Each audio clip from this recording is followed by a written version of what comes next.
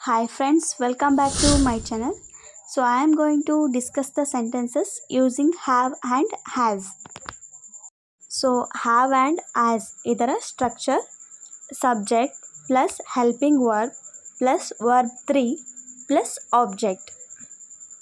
So I we you they ಬಂದಾಗ ಹ್ಯಾವ್ನ use ಮಾಡಬೇಕು. ಈ ಶಿ ಇಟ್ ಇದ್ದಾಗ ಹ್ಯಾಸ್ನ ಯೂಸ್ ಮಾಡಬೇಕು. ಸೊ ಇದು ಪ್ರೆಸೆಂಟ್ ಪರ್ಫೆಕ್ಟ್ ಟೆನ್ಸ್ ಆಗುತ್ತೆ. ಅಂದರೆ ಇವಾಗ ತಾನೇ ಕ್ರಿಯೆ ಅಥವಾ ಕೆಲಸ ಮುಗಿದಿದೆ ಅನ್ನೋದನ್ನು ಹೇಳುತ್ತೆ. ಎಕ್ಸಾಂಪಲ್ಸ್: ನಾನು ನನ್ನ ಕೆಲಸ ಮುಗಿಸಿದ್ದೇನೆ. I have completed my work. I have completed my work. So have or as ಇದ್ದಾಗ ವರ್ಬ್ 3ನೇ ಯೂಸ್ ಮಾಡಬೇಕು. ನಾನು ನನ್ನ ಕೆಲಸ ಮುಗಿಸಿಲ್ಲ ಅಂತ ಹೇಳುವಾಗ I have not completed my work. I have not completed my work. ನಾನು ನನ್ನ ಕೆಲಸ ಮುಗಿಸಿದ್ದೇನೆಯೇ ಅಂತ ಕೇಳುವಾಗ have I completed my work. Have I completed my work. ನೀನು ನನಗೆ ಮೋಸ ಮಾಡಿದೆ ಅಂತ ಹೇಳುವಾಗ you have cheated me. You have cheated me. ನೀನು ನನಗೆ ಮೋಸ ಮಾಡಿಲ್ಲ. You have not cheated me. You have not cheated me.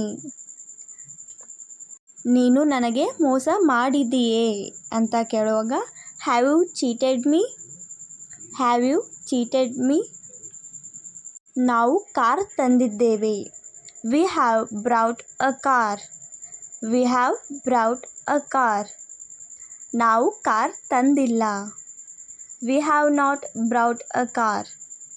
V have not brought a car. ನಾವು ಕಾರ್ ತಂದಿದ್ದೇವೆಯೇ ಅಂತ ಕೇಳುವಾಗ have we brought a car. Have we brought a car. ಅವನು ಹೊಸ ವ್ಯವಹಾರವನ್ನು ಪ್ರಾರಂಭಿಸಿದ್ದಾನೆ.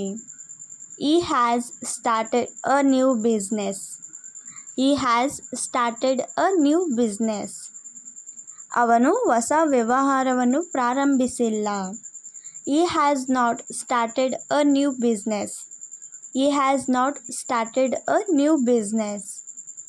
ಅವನು ಹೊಸ ವ್ಯವಹಾರವನ್ನು ಪ್ರಾರಂಭಿಸಿದ್ದಾನೆಯೇ ಅಂತ ಕೇಳುವಾಗ has he started a new business.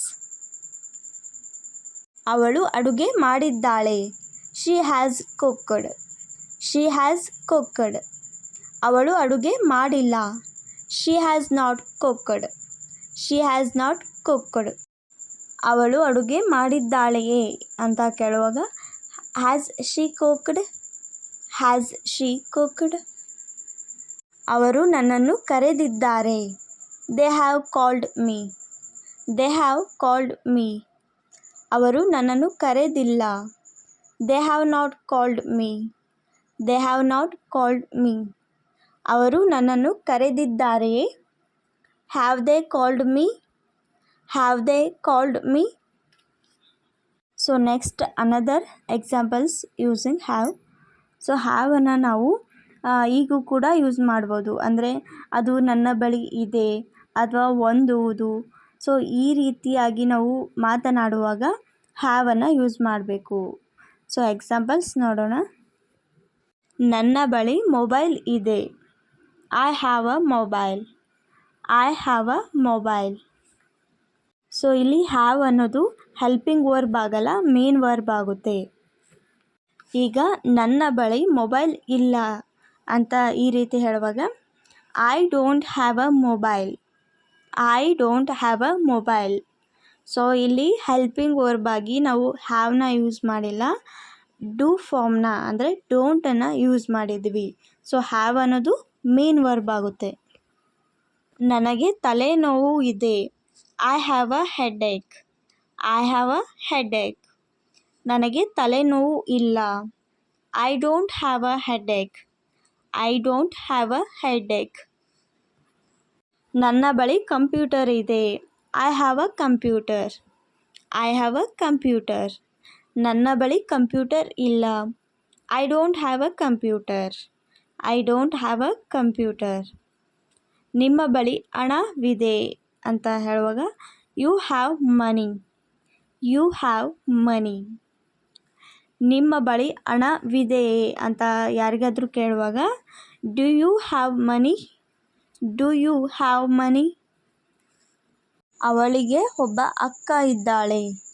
She has an elder sister. She has an elder sister.